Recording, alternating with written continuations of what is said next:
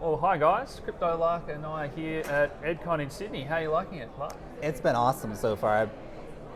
It's really cool to see these big community events where you have all these people coming together who are just so incredibly passionate about building Yeah. on top of Ethereum. Yeah. I think sometimes you hear about Ethereum and a few projects or a few of the scaling ideas maybe, but when you look at the speakers list, and there's literally probably 100 talks over 3 days about everything that's going on, there's more going on than even I could have imagined, I think. And I think, of course, one of the really big conversations right now, I think to no surprise to anyone out there in the audience, is scalability. I mean, that's just, there's multiple talks on that. Sharding and ZK snarks and layer 2 solutions. It's such a big focus of what's happening right now in Ethereum. Yeah, and certainly one thing that I've learned is that we've got those sort of main scaling solutions, but then we have like 3 or 4 projects doing their own little versions of those. So we've probably got at least a dozen or more scaling solutions and teams working on all this stuff, and it's actually coming together, and they're talking, in the next few months, a lot of these are going to be working, which is awesome. So, Yeah. yeah. And I think that's a really good point too, is that only one of these need to work in order to make Ethereum scale, and we have multiple teams working on different ideas around sharding, different ideas around plasma. We have Raiden and all these different things happening in terms of scalability. So one of them will work, and when it does, a lot of these conversations around, but Ethereum's so slow, it's not going to scale, that's all going to be over. Any favorite projects or presentations you've seen so far that you loved? Or?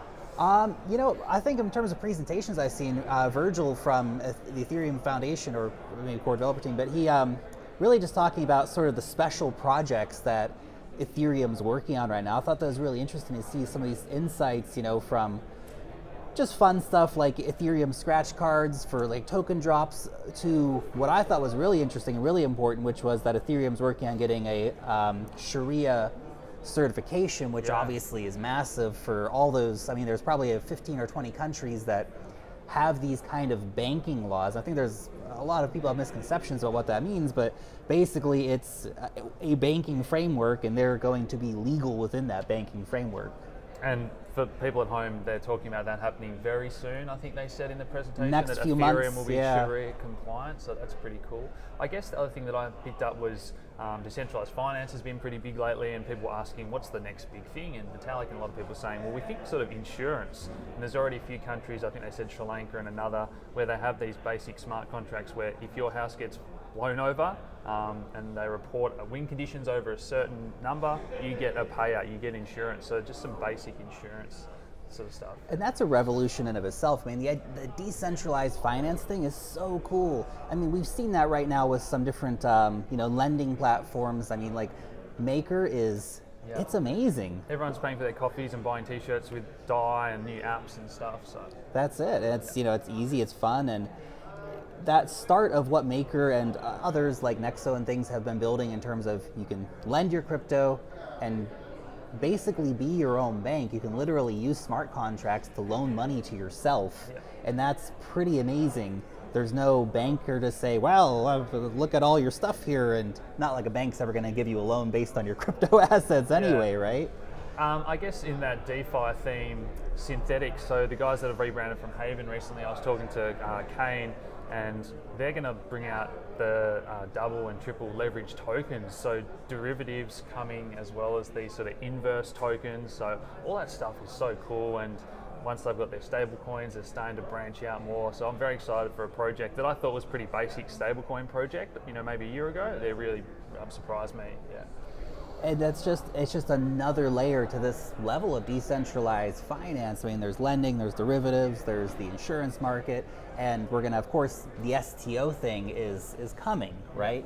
And we're gonna soon have more dividend tokens. I mean, there's dividend tokens already, but literally like actual companies with actual equity and actual sales, releasing their dividends via tokens. That's gonna be a really big step forward. Yeah.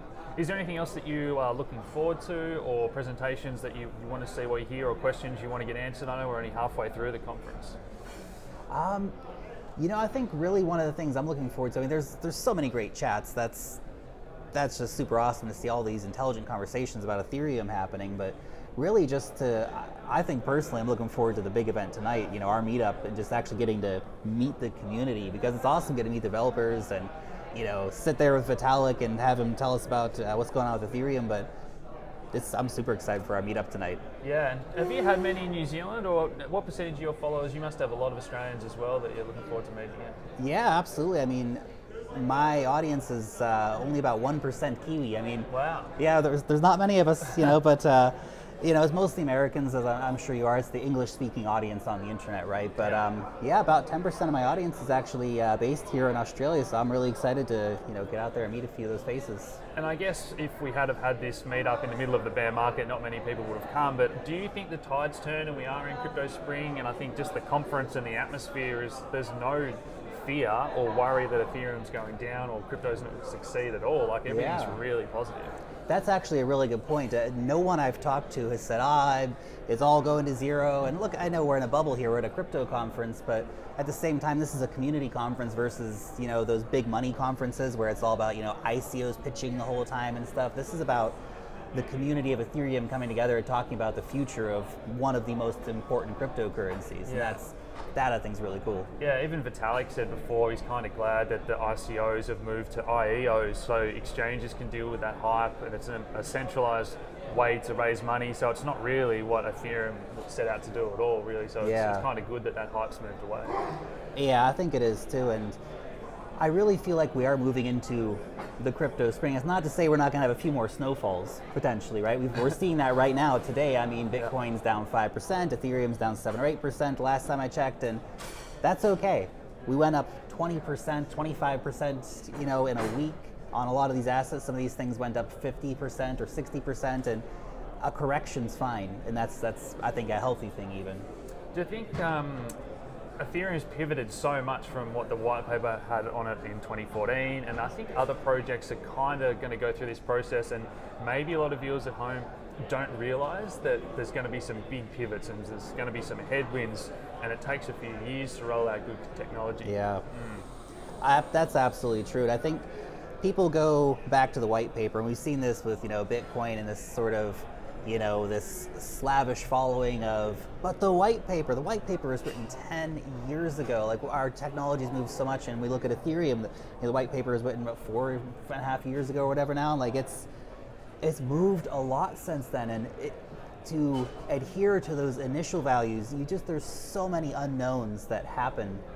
You just can't predict that these things are going to happen when you initially develop something. Yeah. So. Any final thoughts for everyone at home, Lark? I've thoroughly enjoyed the conference. I'm so glad that I've made the effort to come.